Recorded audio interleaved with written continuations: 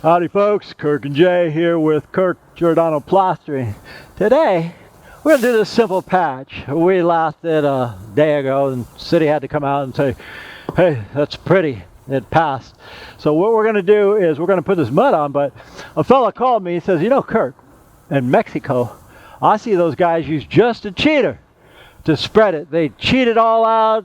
They don't even use a hock and trowel. I thought, I've actually seen a couple guys do that. And he says, well, how come you don't? Well, it's a lot easier using this for its main purpose and using a hock and trowel. You combine them all, you integrate them all, then it's way easier. But I'm going to try that. I'm going to put the scratch and brown on with just a cheater and try to rod it with just a cheater, and then just to make sure, I'm going to Darby it too. So what we got here is we got 1.5 inches of stucco, so I put that on with the hock and trowel because that's got a set. Now I'll try this middle stuff here. My brother Lou is mixing. We're on a hill, but let's try that, guys. I'm gonna go ahead and try to use this cheater for both coats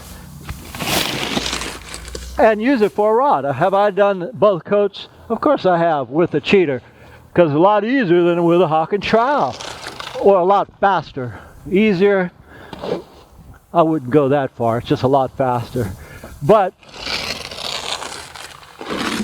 with cheater you have, or this is called a go-devel. If you're looking to buy one, you would have to type in go-devel. We call them cheaters when I worked with large crews in the Union. So, and what you do with a cheater, go-devel, is when you apply the first coat, you put it on heavy.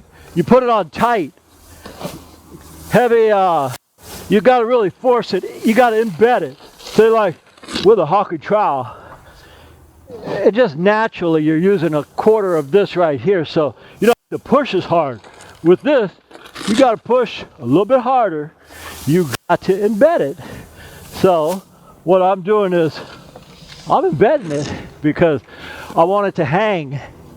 Otherwise, if you just put it on and you don't use a lot of force, it'll sound like cows crapping on flat rocks. You'll just hear it. It's like, wow, that was a big slobber. So again, what I'm doing is I'm cutting the board. That's what we do with these go-devels. I'm so used to calling them cheaters, and people type it in and go, Kirk, hey, we can't find a cheater.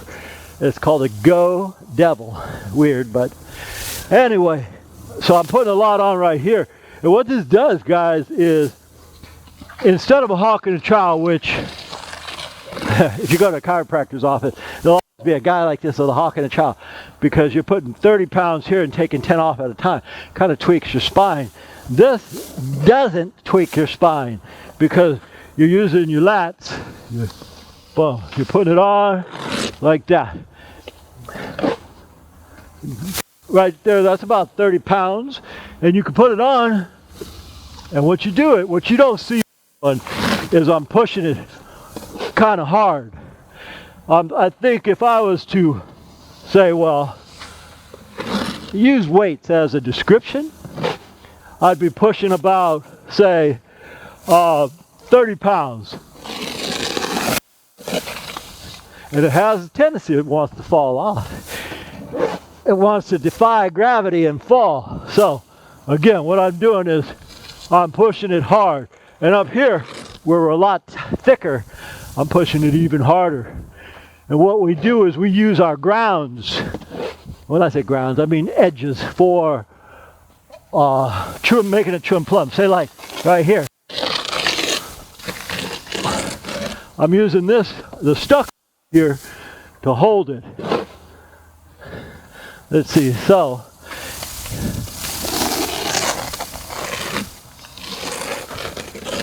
right here where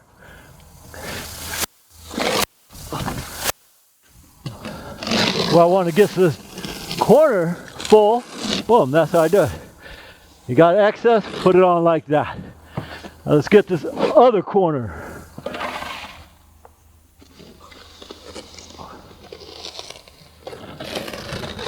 Yeah, this is kind of messy, guys.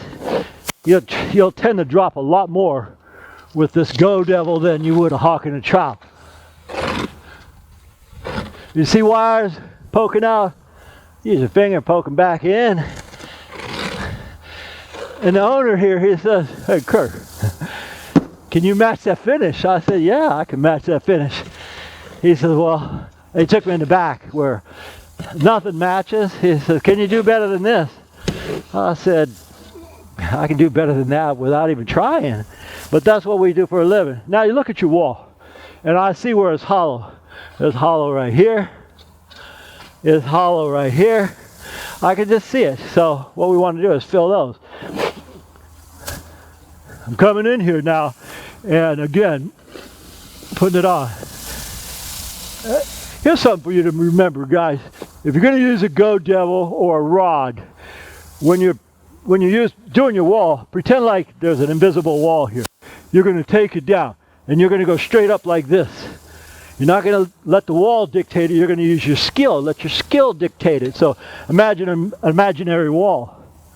You're just going straight up, like a painter. A painter doesn't do this. He goes straight. So I'm creating this to be straight, not letting the wall dictate it for me. Otherwise, I'll have wall.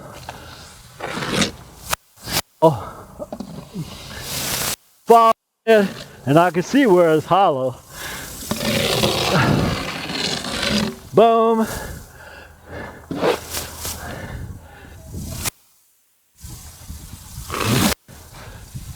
Just match that. And again, where I can see it, if I see it's hollow, then I'm going to go ahead and put more. One thing when using a go-devel, it's real difficult to not have it fall out if you're going really thick. So if you're just going 7/8, no problem. You're going a little bit heavier, then keep pushing. It doesn't look like I'm pushing, but I'm pushing it. Boom. And we take it here. Boom.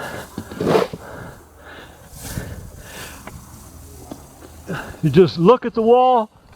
You got to look at it sideways. You got to look at it, well, every which way. Vertical, sideways.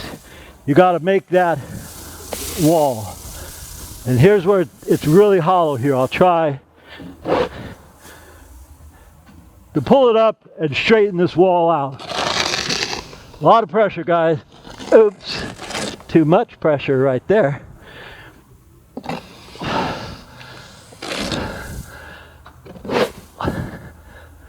Mud!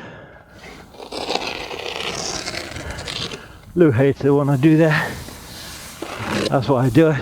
A little bit of mud, Lou. Jason's on the camera. Lou's going to come over here. He's going to fill this board up for us. And we are going to continue doing what we started doing. We're just going to, as he takes it there, fills that board up, we're going to continue. So we're going to take a break for a sec.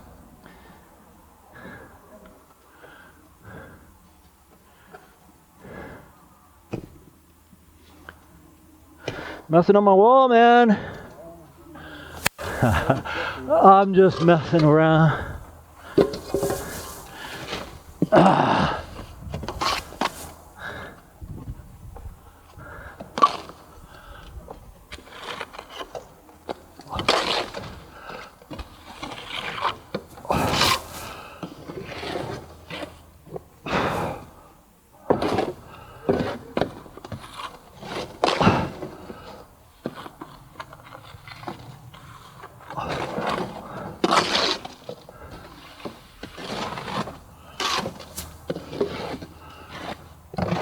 How much mud we got left in the mixer?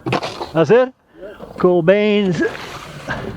This is a rod. This is a Darby. Now, what a Darby does, it makes everything trim plumb. Now that I dropped a little bit, but I put some new stuff on. What I do is, now here, this is a Darby. A Darby, same principle, guys. When you're Darbying it, you make the wall. Pretend there's an invisible wall. You make it. Go straight up. Don't let the wall dictate it, otherwise it won't work. Okay, now, when Lou said, oh, did I mess it up? No, it was too thick because I didn't use this. Now, here's what I'm gonna do, guys. Now this tool is made for this right here. It makes everything chewing plumb. So I take it and I just match the wall now with this much easier tool. Much easier. So I don't have that burden of, which I created, of trying to make the walls trim plumb with the wrong tool.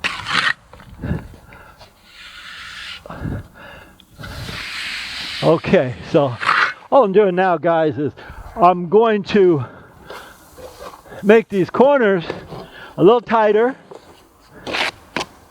And how do you make a corner a little tighter? Easy. Put some extra mud on it. I'm going to take this here, take it here, take it here, here, and break out the bottom here. If I want to really make sure, I'll put some on this side too. Tight corner, guys. Yeah! Now you guys can do two things. When you have this like this, you could use this here, or if you know what you're doing, you could kind of go up like this and make that corner. Then you could true it out. And if you're going to true it out, that just makes it a little bit prettier. Wet the Darby, because if it's sticky, it's just going to pull the corner right off. So what we want to do is cut it.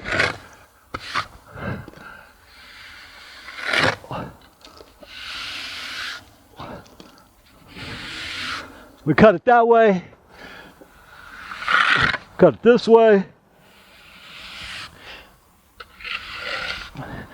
and if you really want to get fancy, there you go. Now how long is this going to take to set before I could actually float it? We're going to take lunch. That's how long it's going to take. And by that time, I'll be ready to float.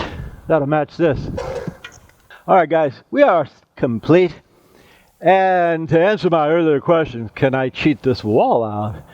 We had three things go wrong. There wasn't enough accelerators in the cement, so we had to sit around, take a real long lunch. Lou hated that. Anyway, so we sat around for about an hour, let this set up. And because I was using the go-devel and not rodding it, I put a little too much cement on it.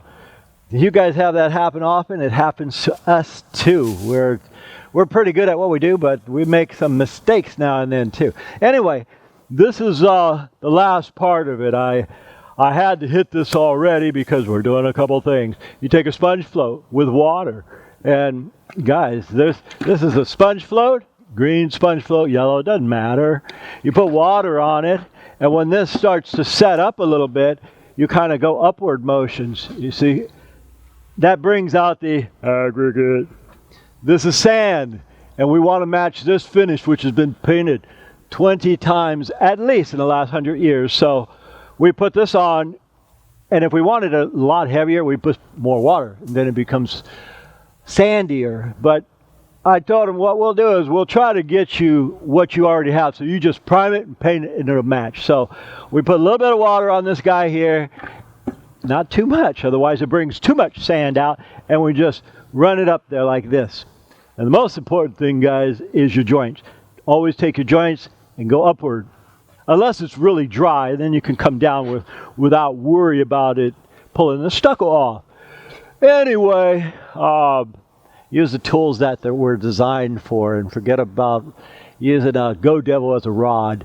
It doesn't work. Anyhow, my name is Kirk, Jason on the camera. We thank you guys for watching, and as usual, we'll see you guys on the next one. All right, folks, as always, thank you for watching another Giordano Stucco video. If you like what we do, please like and subscribe so we can keep making them. And as always, we'll see you on the next one.